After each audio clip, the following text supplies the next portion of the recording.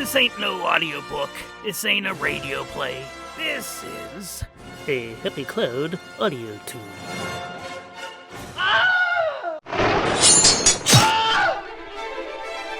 It's that time again for the Further Adventures of Rune, Return of the Miggins, brought to you by Happy Cloud Media and Chrome Toothpaste. Wait, what just happened? Xhadow's timing had been impeccable. In truth, she'd never actually abandoned her solid sister. She'd followed the Miggins closely, moping about in the darker areas. At the time for action, Xhadow grabbed up as many of the party as she could. Maybe now that she was older, she was forced to admit that her aim wasn't as sharp as it once was, for Rune and Dusty had eluded her grasp. Much to her equal shame, she'd only ever made it to 5sies and Shadowjacks. To correct the error, Xhadow's portal dumped the group off just outside of Flameswallow, on the other side of the canyon, in a tiny Bolognium mining town, almost quaint in its way, by the name of Zute. In the Tavern of the Gloomy Goose, Xhadow delivered them to their closest possible ally. Scarlett and the Gax reeled from the unexpected trip. The Gax still held Tallulah in one foot, ready for action, but if they were disoriented, think how everyone else in the Gloomy Goose must have felt. 3 strangers materializing between 2 pinball machines scared Nellie the waitress silly. "Is that you, Red Scarlett?" asked a familiar voice. Oh my me. "Oh my blurg, Thorson!" It got very quiet in the Gloomy Goose, and then very noisy, as chairs pushed out and patrons fled screaming from the saloon. 3 leapt to the window. Another missed and slammed into the wall and immediately stopped moving. Death, his only defense. "Nobody," said the figure, rising slowly from its seat, filling the room from floor to ceiling. "But nobody calls me Thorson."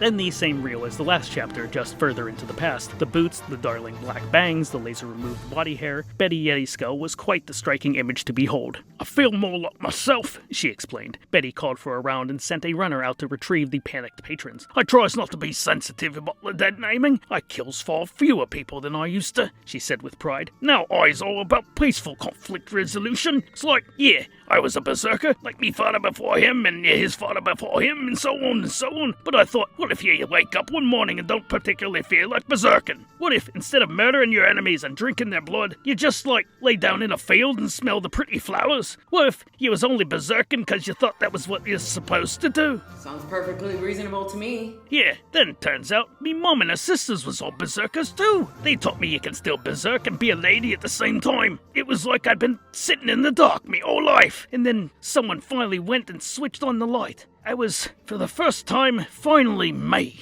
She took another swig of grog. "Mom waited till Dad was dead to tell me. If I'd known, I'd have killed him sooner." "That's wonderful. I'm really happy for you. So, you want to go help us kill a whole bunch of Redcaps?" "I got nothing else better to do." The Gax, who hadn't said anything in an impressively long time, continued to stare hard at Bettie Yetiskull. Finally, she could ignore it no longer. "You got something to say, you ball of hair and teeth?" The Gax pointed to Bettie's incredibly dimpled chin. "Yeah, how do you shave in there?" Bettie sat back, pleased at the question. "Well now, I have a 14-part facial care regimen." 3 minutes later, Scarlett interrupted Bettie in the middle of an exfoliating demonstration to remind them that their friends were in immediate danger. "Redcaps in Flameswallow? Are you sure?" Pretty sure, said Cirçe, who'd actually been interested in the brand of moisturizer Bettie preferred, and promised herself they'd circle back once the 2 fuzz-faced reprobates had been properly rescued. "Burns my biscuits, that does," said Bettie, fingering the blade of Doomsplitter. "Flameswallow's under my watch for fleens and fleens. Take 5 fleens off for some me time and Scourge, some slimy getting rover comes and vomits his nonsense all over me town? Nah. Time for me to stop biting off heads again." They decided to act quickly before Bettie's accent grew thicker. She hurled her goblet into the fire and roared a battle cry. "Roar!" Then apologized profusely to the re-terrified presence and bought the next round. "They've probably been taken to the Angerhold," said Bettie, taking long strides up the narrow street, forcing the rest of the Miggins to scurry behind her. "Heard it was up and running again? Black and shame. Should have turned it down fleens ago. Symbol of the patriarchy, that's all it is." Where are we going? "Got a carriage up the road big enough for me and alls of you," said Bettie, continuing her rant. "Angerholds from the old days, after the First War but before the Second. Flameswallow was in danger from Redcaps then. Should have crashed it down. You!" She pointed a finger the width of a fence post at a terrified passerby cowering behind a galoot trough. What did I do? What?" asked the meekened miner. "Who took over Flameswallow when I want looking?"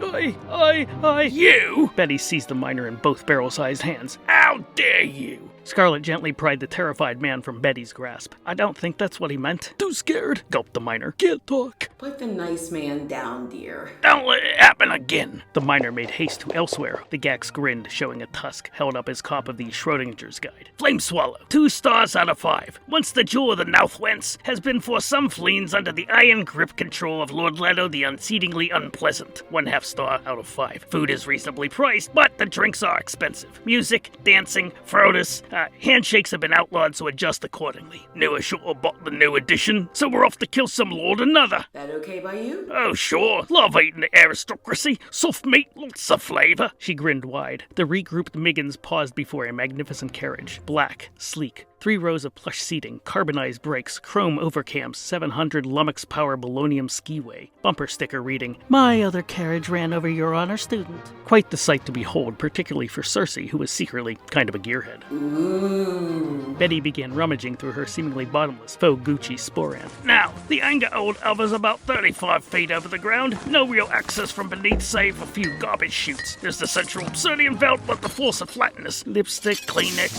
don't know what that is. So our best bet is to reach one of the corner ledges and slowly inch around to the engineer's window. There's the socket wrench I was looking for. As soon as I found me keys, it was Xhadow's patience that was first exhausted. Rejoining her solid half, Xhadow stretched out and just delivered them to the blurging Angerhold. If she was going to be in it, she was in it all the way.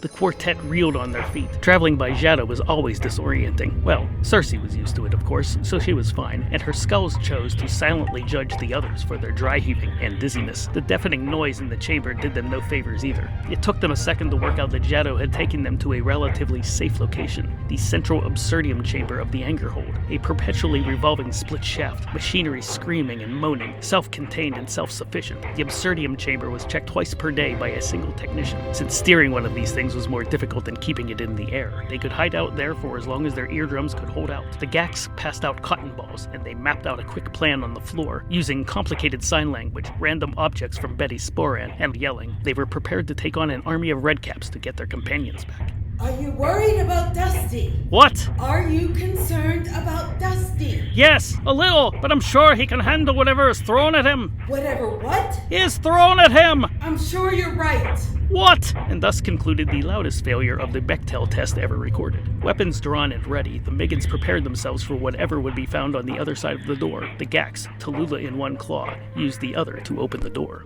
"I'm just going into the engineering room," said an unfortunately timed approaching voice from the other corridor. "I'm absolutely safe. Return to your posts." A tall, pale humanish came around the corner. He wore his hair long and greasy, and a white robe dirtied from too much floor writhing. "Stupid mushrooms." The miggin stepped into the hallway, Betty looming over him. Lord Leto's expression went from surprise to contempt as he looked the band up one side and down the other, dismissing their weapons entirely. "You have some friends of ours." "Like you scum have friends," responded Leto, making the worst decision of his life. "You're gonna take us to him." "Am I?" said Leto, crossing his arms in arrogance. "Or what?" Almost gently, Betty took the man's head between 2 fingers and spun him around. With the other hand, she reached through his back and seized his spine like a luggage handle. Leto's eyes and tongue bulged in agony. "Gah! This way, then!" She danced Lord Leto before her like a puppet. "Guards!" Leto choked, and Betty shook him. Rounding a corner came a small group of Redcaps, no more than 20. Rather than Leto, Betty dropped Doomsplitter and seized the nearest Redcap. With an almost casual motion, she tossed it over her shoulder. It screamed as it sailed into the control panel of the Absurdium drive, destroying the mechanics with a massive implosion of gummed works, bringing the Angerhold to a shuddering, shrieking halt. Both parties spilled this way and that into the hallway. Betty kept hold of Leto's spine until she felt something pop within and his body went limp. Oh, he was now the ragdoll she'd been pretending he was. Confused and angry, the Redcap guards got to their mushy feet, their faces the usual masks of rage. The tension between the two groups hardened and grew thorns. Well, metaphorically. "We don't have time for this," said Scarlett, who let loose a fury of bullets from her Tommy gun, shredding the first flank of Redcaps. The Gax held up Tallulah and said the line he'd been waiting for this entire time.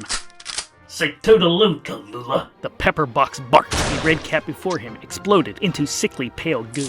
Retrieving Doomsplitter, Betty swung her axe in one hand and Lord Leto with the other. Redcaps scattered like bowling pins. Cirçe, the goddess of the dead, sat back and watched the rest make short work of the enemies. No reason to chip her nails when the others had it under control. They left the corridor dripping with the mash of dead Redcaps, and trotted through the remains focused on freeing their friends. It wasn't until Bettie tore out Leto's spine and stuffed it in her sporan, like a go-get for later, that anyone even felt queasy.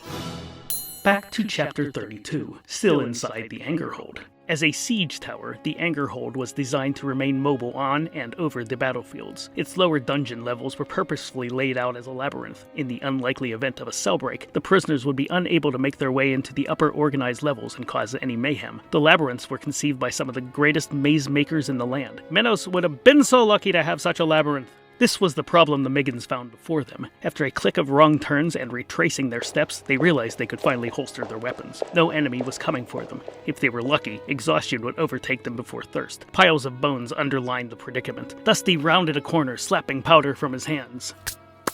Well, I made good use of that last pile of skeletons. Mark the paths we've already explored. Scarlett smiled at him with pride. That was a good idea, love. The rib cages made excellent direction arrows, and the skulls give them just a little je ne sais quoi, he said, using a popular scooberish term. The obvious answer before them was, of course, for Xhadow to provide the escape, but upon seeing Rune again, the Umbra melted into the darkness once again and refused to return. Xhadow, enough of this. You're being unreasonable. She tried cajoling, nurturing, understanding, comforting, and had moved on to frustration and mild insults. They were of the same being, so it was a lot like watching someone, well, argue with a shadow. You are so. Don't you look at me in that tone of voice. Through all of this, Rune sat on the floor, back against the wall, head on his knees, running it all through his head. He never before feared death, and in truth never really believed in the prophecy in the first place. The Great Bernie Wood thing had been a great excuse to plunge headlong into ridiculous danger. He was protected.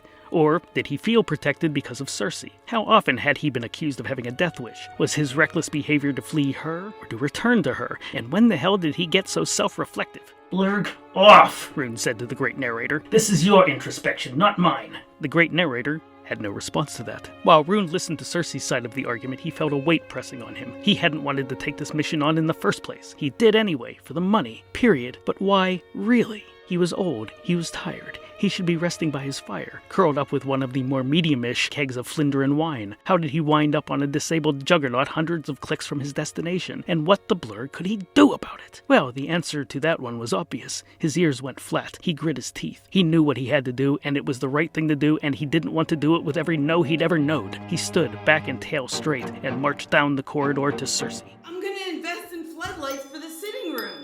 Oh, we are so doing that entire shadow puppet book. I'm gonna... Rune put a hand on her shoulder. He tried to force a smile, but failed. He turned to the wall, to Xhadow. He cleared his throat, started to speak, choked, cleared it again. Xhadow, he said, knowing just what to say but unsure of how to say it. I'm sorry I never came back to see you. Xhadow, who'd had her hands on her hips in defiance of her solid partner, let her arms drop and cocked her head, confused. Rune the Grey, the warrior and leader, went on with his apology. I missed you as much as I missed Cirçe. I mean, of course I did. How could I miss one and not the other?